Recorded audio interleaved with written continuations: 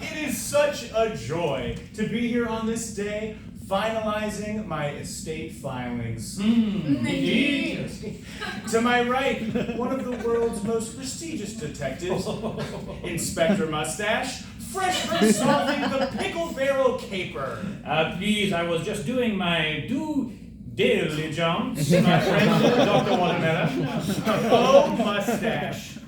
And to my left, my estranged brother, Professor Ketchup, recently returned from a brief decade stint after taking the fall for me in prison for an erroneous embezzlement claim.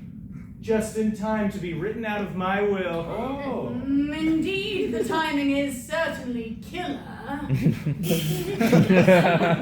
Oh, Ketchup, always the cad.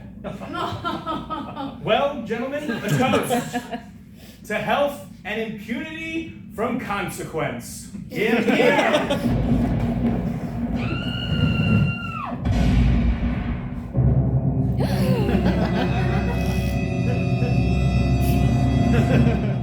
All right, Inspector, no sudden move. You're absolutely right, Professor. We must remain completely still. In fact, I insist you sit down, as I am afraid I have some rather unfortunate news to bring to you.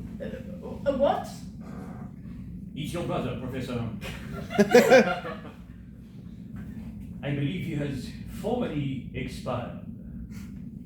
You don't say. I do say. In fact, he is deceased, vamoosed, excused from the table permanently, cancelled from life. In other words, dead. Yes. Acceptance. Very good, Professor. Now, we must examine the scene here.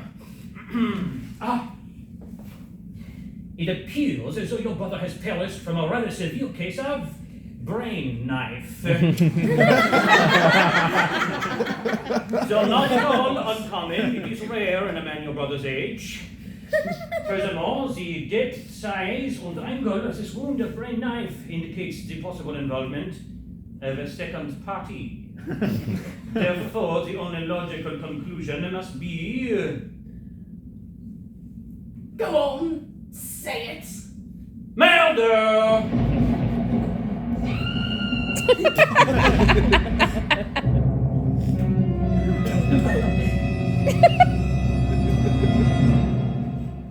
That's right, Inspector, you've caught me. Off guard? I would imagine so. Now I must insist you take a seat. You were right to insist upon our stillness earlier, lest we disturb the scene of the crime. But I want to promise you something right now, Professor. I will find justice for you and your late brother. Are you fucking with me? No, Professor, though I too cannot deny the animal attraction between the two. Now let us review the facts. There were only two people present during the moment of the crime.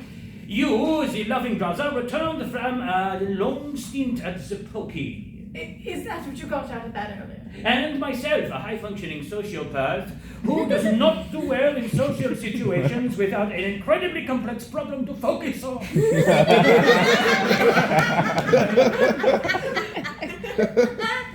So we both have motive. Do we, though? Indeed, we do. Which leaves only one thing unaccounted for. The murder weapon handed over. Very good, Inspector, but you should know I'm not ashamed and I would do it again. That is completely unnecessary, Professor. You have already handed me the knife. Just as I suspected. This knife implies that the brain knife must have been inflicted from a standing position, which, of course, means there is only one logical solution to this murder. Go on. Dr. Waterrmelon was murdered by none other than... Go on. Dr. Waterrmelon! What do you have to say for yourself, Dr. Waterrmelon? Good God, man, unhand my brother, he's dead. Or is he? Yes, he is. I've just killed him. Is that so? Well, no one can blame you for avenging your own brother's death. No, you impossible idiot. I murdered him. I murdered Dr. Waterrmelon. Professor Ketchup, please! He already made you take the fall for embezzlement. You need no longer defend your brother! Enough, you complete nincompoop. I did it on purpose with that so? So you're saying I had something to do with it? Are you actually insane? Insane! That's it! It all adds up perfectly. I, a man known to be obsessed with manslaughter, seen at the scene of dozens of different crimes, find myself in the parlor of an overly contrived murder victim and his estranged brother. Then, after the evening progresses too smoothly, I begin to feel uncomfortable. Thanks to the familiar distraction of a blackout on suspicious music, my subconscious acted. I confess. It was I who killed Dr. Waterrmelon. Take me away!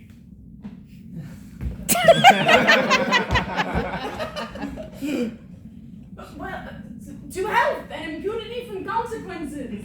He